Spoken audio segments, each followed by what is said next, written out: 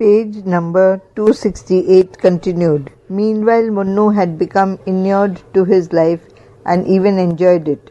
It was nice, for instance, to be pushing the rickshaw along the mall with his mistress sitting dressed up in beautiful clothes, telling little sirs the names of the various celebrities in the motley crowd of gorgeously clad Englishmen and Indians who were being borne in their own rickshaws. Major General Sir Claude Harrington, she would say in answer to Circe's impetuous questions.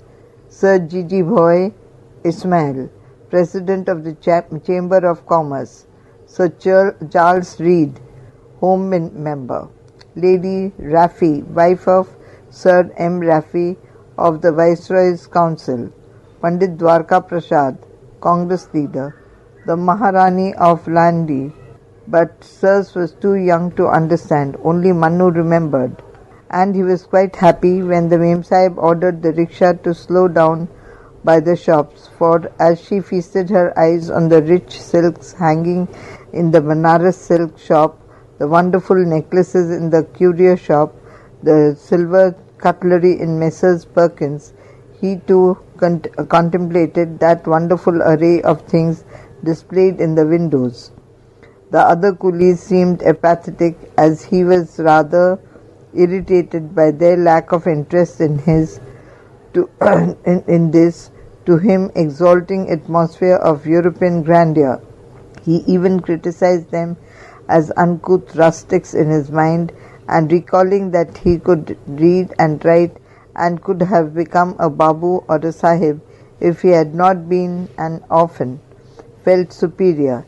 And when his mistress ordered the head coolie to stop outside Sahib Singh and Company, greeted the handsome black-bearded Sikh who wore a wonderful English suit and a neatly tied pink turban with a smile, and talked gitmit in Angrezi to him, he felt envious. End of page 268. Now page 269. He would have liked to have been like him, almost an Englishman. Indeed, he would have been more of an Englishman because, being clean-shaven as a Hindu, he need not have worn a turban and a beard to mar the beauty of the English dress. His mistress would certainly have liked him very much more if there was any meaning in the kindness she had shown him at Kalka when she pinched him, and again when he had been laid up with fever. But it was no use thinking such nice thoughts when he was only a servant boy, a coolie, he told himself. The Sardar was probably a rich man, a high-class man, perhaps a B.A. pass or fail, and the Mem Sahib was a Mem Sahib, though she was not quite of the same colour as the other Mem Sahibs. Boy, come and take these things, came his mistress's call, and he rushed forward eagerly to receive the goods from the chemist, glad to be in contact with the beautiful bottles, gladder still that his Mem Sahib trusted him to handle all the fragile things and not the other coolies. And then he proudly and willingly pushed the rickshaw along, even encouraging the other coolies to start the sport of racing past rival rickshaws on the Jakhu road in his reckless enthusiasm.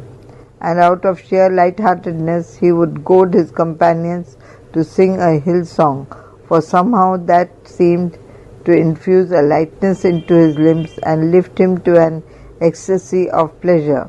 But when he came back from the drive through the gay scene in the evening, he felt rather sad and alone. His back seemed stiff, so that he could neither sit nor stand, and what was very strange to him, sometimes when he spat, now his spittle was red. He did not bother about this and got busy helping Aladad to serve dinner, for of late Mrs. Mainwaring had begun to entertain Major Merchant to dinner almost every day, and then he had a hectic week when Mainwaring Saab himself came on short leave from the northwest frontier. Manu liked the Sahib because he looked so young to his mind, which vague reaction arose from the fact that Captain Mainwaring was a beautiful, fair-haired, blue-eyed young man with a modest, easy manner and an ever-ready smile on his face. All Munnu's experiences of Englishmen had so far been rather unfortunate, and he thought of them as frightening ghosts who always had a scowl on their faces.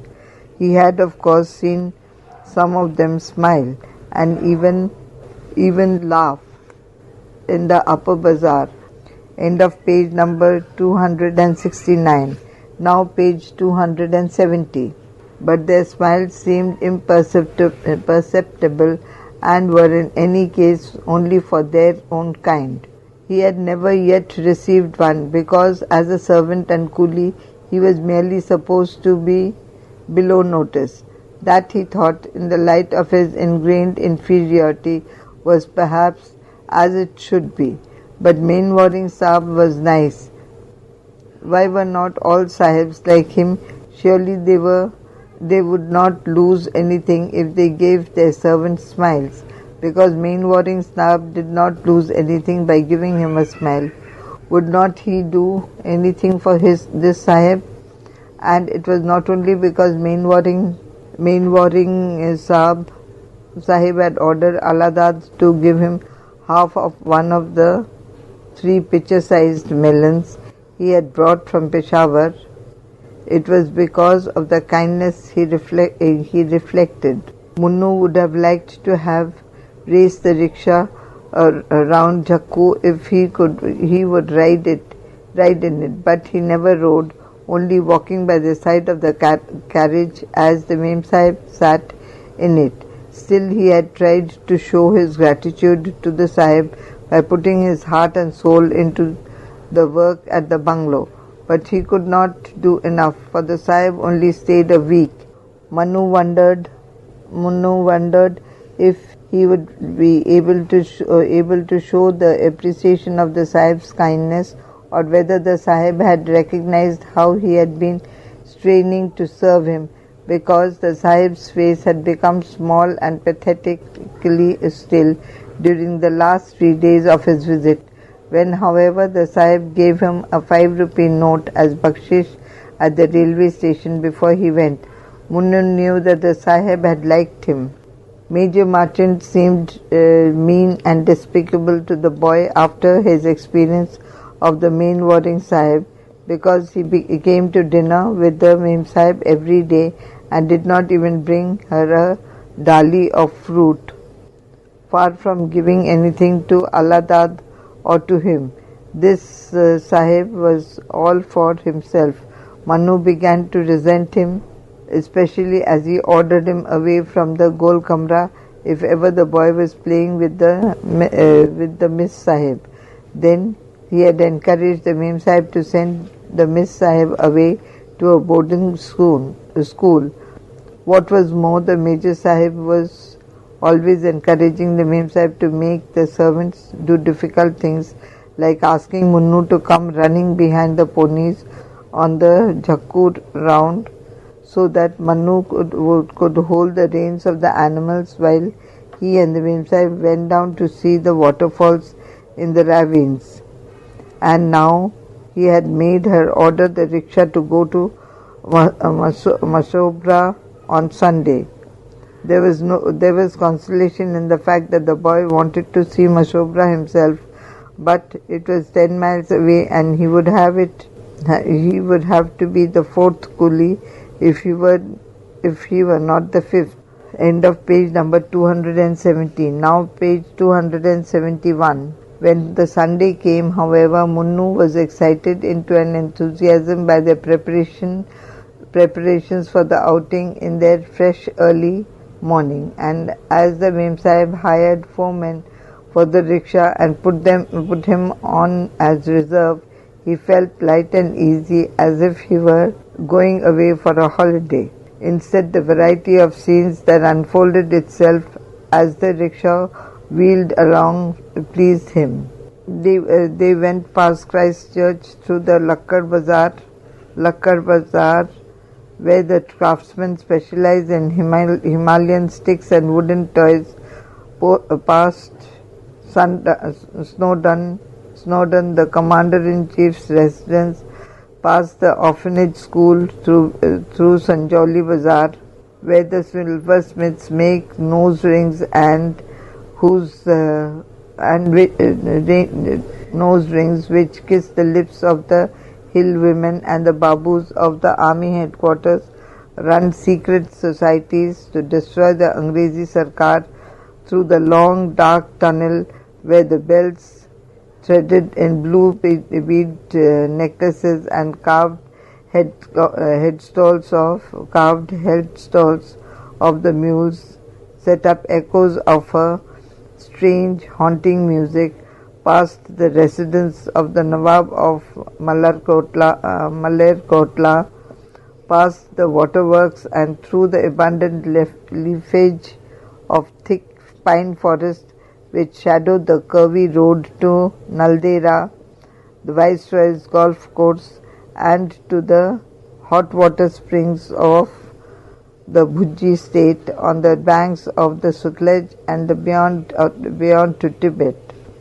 The crisp mountain air seemed like delicious cold water to Manu's warm body as he jogged lightly along with the other coolies, and the moist young sap in the trees smelt good. As the Major Sahib wanted to trot on his high horse and the rickshaw had to run fast beyond the toll bar, Munnu found himself panting more than the other coolies when they got to Masobra. But the Mem Sahib was too busy talking to the Major Sahib to alight from the carriage, even though they got to their destination, and Munnu had to be in attendance on the Sahib and Mem Sahib at tiffin. As the coolies were given leave to go and rest as the rickshaw stand till they were wanted, Munnu's heart sank, but he went through it all with a grim effort not to look morose and unwilling. But he felt that after all he was the Mem Sahib's personal servant and in a way superior to the other coolies. This feeling was confirmed when he was given a whole leg of chicken and double roti and the other remains of the tiffin.